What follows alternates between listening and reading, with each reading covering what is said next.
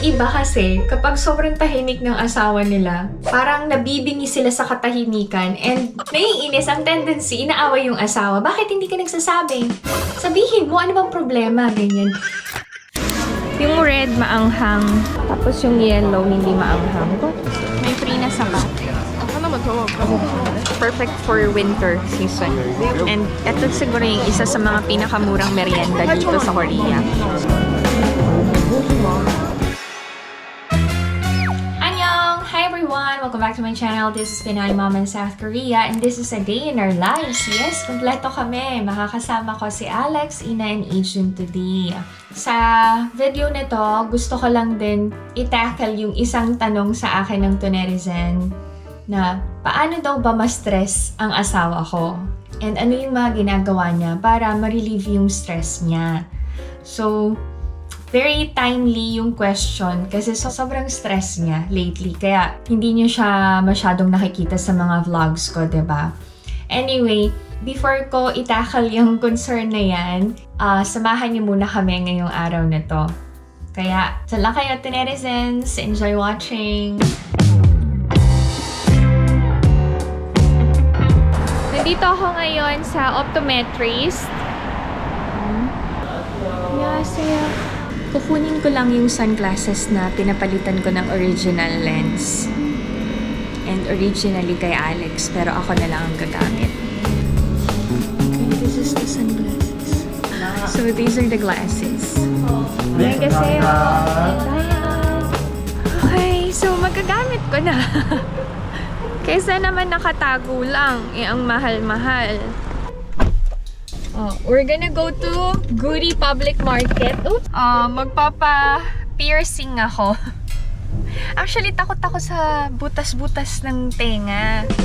Pero since kasama ko ang aking buong family, gagawin ko na today. Si Ate Ann ang nag-encourage sa akin na i-try ang piercing. Wala pa nga, kinakabahan na ako. Pinagpapawisan yung kamay ko. Naisip ko pa lang. Pero gawin ko na today.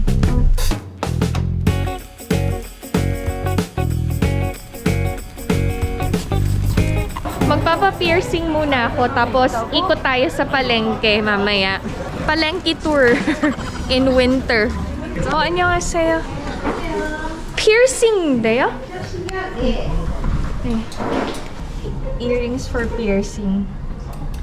Okay, ito na lang yung may pearl. Okay. Hi! I'm scared. Since June ako and ang birthstone ko ay pearl, yung pearl lang napili ko tapos paired with star because I feel like I'm a star. Okay, it's a prank. Hindi daw. So, naghanap kami ng ibang piercing shop. Yan. Nakahanap na. ASAP. Ha? Oh, ito pala oh. Ayan oh. Magkakabilaan. Ayan. Ito na, nakahanap na kami. Oh, I'm scared. So, hygienic naman. Oh my God!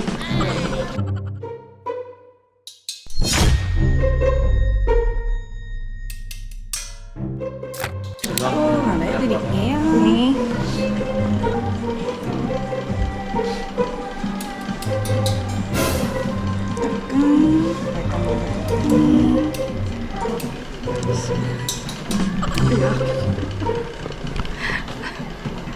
고맙습니다. Okay, done.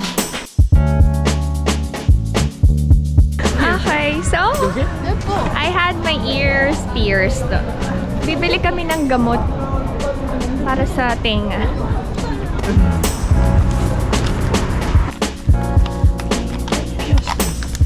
Okay, ikot na tayo sa palengke. Oh, apakalamig. Ano?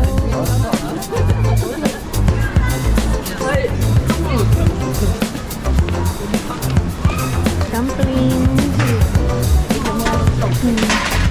Chicken. Madaming tao sa palengke. pwedeng mabili dito sa Guri Public Market. And alam nyo ba, nung bago kami ni Lanema dito sa Korea, dito kami madalas mag-shopping. Hindi pa namin alam yung mga shopping malls before. Yung iba naming mga Pinay friends, dito kami mag-iikot-ikot, tapos kakain kami, and then back to reality sa pagiging Pinay housewife. Those were the days. Ang dami na rin nagbago sa amin eh. Yung group din namin, nawala na, nagkahiwalay-hiwalay na kami. But yung friendship namin ni Nema hindi nawala. Oh, grabe yung octopus. Wow. 300,000 won. Ito yung head lang. 45,000원? 이거 30만 원? Kakain kami ng omuk. Yung red maanghang, tapos yung yellow hindi maanghang. Soy sauce.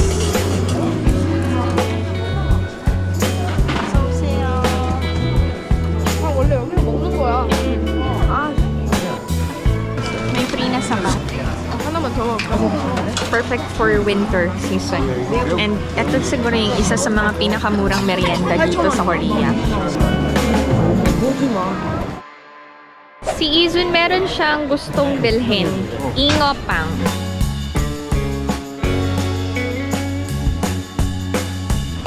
2,001, 3 pieces na. Ang bilis ng panahon. Ang lalaki na ng mga kids. Grabe. 어머, 어디잖아. 내 거잖아. Ah, ang ulap. Bili kami ng Andes ni Izun kasi maliit na yung mga ginagamit niya. Nagre-reklamo na siya. This one is small. Ano yan? Bili na kami. Isang box, 18,000 won.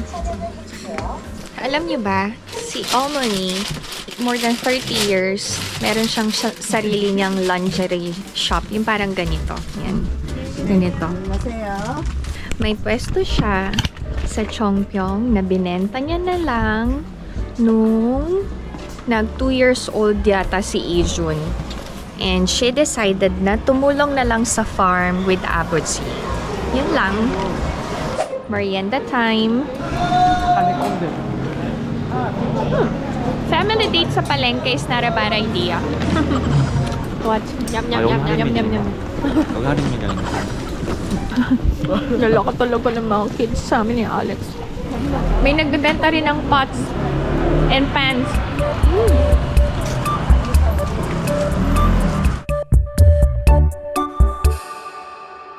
We're already home. Maya-maya magdi-dinner kami. Samahan nyo kayo. Ano ba? Samahan nyo kami. Cut! We're already home to netizens. Maya-maya kakain tayo ng dinner. Sumama na kayo or sumabay na din kayo. I'll show you kung ano yung kakainin namin. Siyempre, Korean food. Lately, mapapansin nyo na hindi ko nga nakakasama sa vlog si Alex kasi sa sobrang busy niya sa trabaho and stress niya sa trabaho, ayoko nang isama siya sa vlog. Pero kapag family day, okay naman sa kanya. Pero diba, hindi na siya masyado nagsasalita. Yung aura niya iba. So, hindi kami nag-away mag-asawa. Wala kaming problema ha. Stress lang talaga siya sa trabaho niya. Ilang buwan na. I'm gonna talk about how Korean men / husbands get stressed. Usually from work yung stress nila. Magbe-base ako sa asawa ko ha, pero in general, parang may similarities ang mga Koreans talaga. Mahina sila sa pag-handle ng stress. Sa sobrang talino nila, hindi nila makayanan yung konting problema. Kahit maliit na bagay lang, and hindi nila kayang masolusyonan kagad, big deal sa kanila. Like for example na lang, si Alex, parang everyday meron silang kailangan na ayusin sa project nila. Tapos, hindi niya ma-figure out paano aayusin. Kasi parang wala siyang mahanap na sagot. Wala siyang mahanap na solusyon. So, paano ma-stress si Alex? Hindi ko na siya nakakausap talaga. Unlike before na meron kaming time dalawa na pag-usapan yung tungkol sa amin, tungkol sa mga bata, ganyan, mga plans namin for our family. Hindi ko siya makausap sa mga bagay na yan lately. Tapos, tahimik lang siya. Nasa isang spot lang siya, nanonood ng TV or nakatulala. And then, wala siyang gana sa lahat ng bagay. Tapos, ito yung pinaka-worst na pinagdadaanan ng asawa ko. Hindi siya nakakatulog ng maayos. Nagtitake siya ng sleeping pills para makatulog. So, yun yung remedy niya ngayon sa pinagdadaanan niya sa work. And aside from taking sleeping pills, lagi din siyang umiinom. Pero at least sa bahay siya umiinom, isang bote, ganyan. Bakit siya umiinom? Para makatulog siya kagad. And makalimutan niya yung iniisip niya. Kasi nakakatulong for him yung alcohol. And mostly ng mga Koreans, ganun ang ginagawa. Naglalasing, tapos gusto na lang nila pag-uwi nila sa bahay, tulog na sila. Para wala na silang iisipin magdamag. Paggising nila, sa kanila ulit haharapin yung problema. Ganun yung nangyayari ngayon kay Alex. Hinahayaan ko ba ang asawa ko na pagdaanan yun mag-isa? No, I ask him. Lagi ko siyang kinakamusta every morning, alam nyo ba? Tatawag ako niyan. Sasabihin ko sa kanya na I am always rooting for you. You always have my back. We love you. Kami ng mga bata. Yan. Tapos, it's either tatawag ako sa kanya or magme-message ako kapag nasa meeting siya. Hindi niya kasi nasasagot yung mga calls ko so sobrang busy niya. So, I always leave a message every morning yan para kahit papano ma-inspire siya umaga pa lang bago niya pagdaanan yung stressful day niya sa trabaho. Tapos, hindi ko na siya kinukulit kasi nakita niya na may missed call ako. Magre-return call yan. Pero more often than not, hindi na siya nakakapag-return call. So, sa gabi na kami niyan mag-uusap. And sandali na lang kasi nga sobrang pagod na siya. Gusto niya na lang itulog after niyang kumain. Iintindi ko siya, always naman. And palagi ko siyang sinusupport kasi para din naman sa amin yung pagtatrabaho niya. And then, pag uuwi na siya sa bahay, I allow him to drink. Binibilhan ko nga siya ng inumin niya Ako na yung namimili para hindi ganun ka-hard yung iinumin niya. At saka limited lang yung bottles na binibili ko talaga para hindi tuloy-tuloy yung pag-inom niya.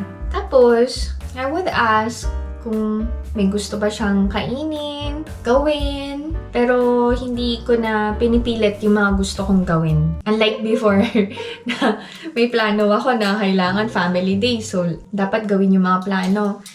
Mas iniintindi ko yung asawa ko ngayon.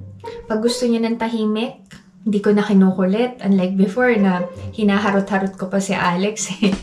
Hindi na. Kasi alam ko kapag talagang may pinagdadaanan ng asawa ko sa trabaho. And what's good naman about Alex, kahit tahimik siya, he assures me na hindi ako ang problema or hindi pamilya namin yung problema, kaya ganun siya.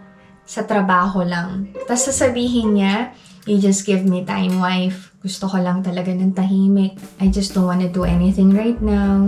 Please understand. Ganun ng asawa ko. Yung iba kasi, kapag sobrang tahimik ng asawa nila, parang nabibingi sila sa katahimikan and naiinis ang tendency, inaaway yung asawa. Bakit hindi ka nagsasabi? Sabihin mo, ano bang problema? Ganyan. Hindi ugali ng mga Koreans na i-voice out yung pinagdadaanan nila. Sinong mga Pinay wives na nakaka-relate sa akin? Ang reason kasi dyan, tinanong ko na si Alex before, ang sabi niya, ayoko na pati ikaw madamay sa stress ko kasi ikaw ang in charge sa bahay. Ikaw ang in charge sa mga anak natin. And ako, yung trabaho ko, sa akin yung problema. Hindi ko kailangang ipasa sa'yo. Basta, alam mo na ang problema ay sa trabaho, hindi sa pamilya natin or hindi sa ating dalawa.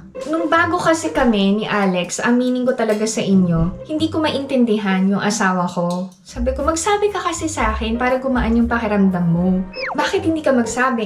Maiintindihan ko naman yan. Tapos nung parang na-realize ko, paano ko naman maiintindihan? Hindi ko naman alam yung nature of work ng asawa ko.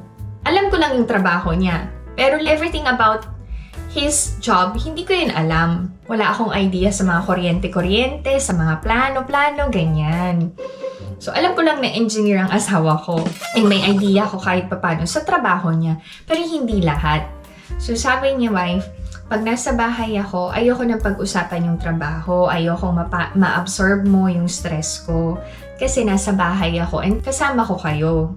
So, doon ko naintindihan. Kaya, kung ano yung gusto niya, nire-respect ko na. Yun, sa mga may asawang Koreans, paano ma-stress yung mga asawa nyo? And paano nyo i-handle kapag stress sila sa trabaho nila? Nagsasabi ba sila sa inyo? Pinag-uusapan nyo ba? Yan. Or kahit sa hindi pala sa asawa ng mga Koreans. Kayo as a couple, yun. Paano nyo hinahandle yun kapag stress yung partner nyo sa trabaho?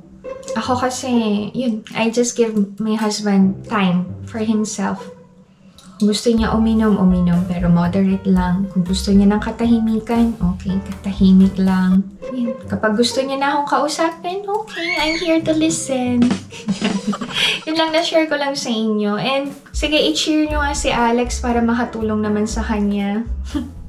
Let's boost his confidence na nawawala na dahil sa sobrang dami ng kailangang solusyonan everyday sa trabaho niya. Yun, inaapa, hindi. Sarang iyo. Yun yung message ko sa kanya. Madalas. Anyway, samahan nyo na kami mag-dinner. Ha? Kain tayo to netizens. Diyan lang kayo. We're gonna have dinner, pero magtatapon muna kami ng food waste.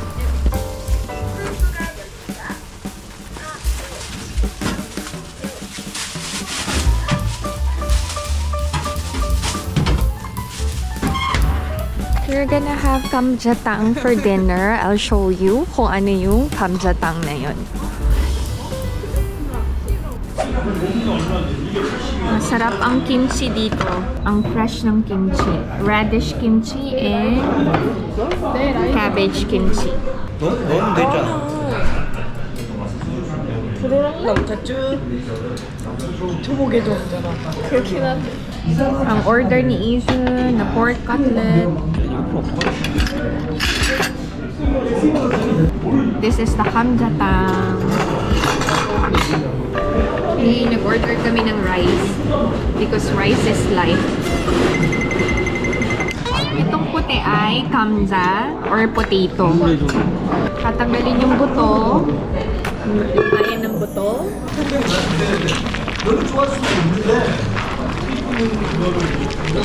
Mahilig ako sa buto-buto.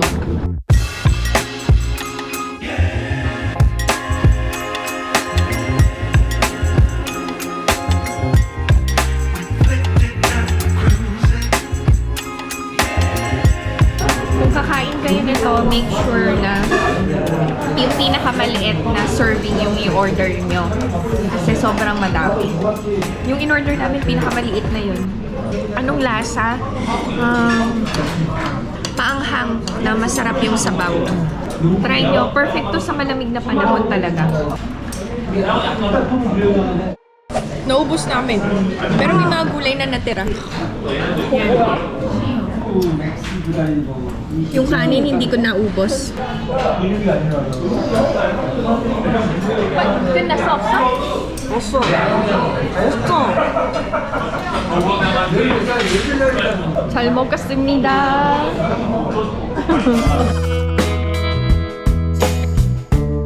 Hey, madaming kumakain ng kamjatang kasi nga winter and malamig ang panahon. Okay, this is our video for today. Napa, we love you. Himne. Okay. I hope that you enjoyed watching, and if you're new to my channel, please consider subscribing, like, and share. 피나이 마음 South Korea. Stay safe, everyone. Bye!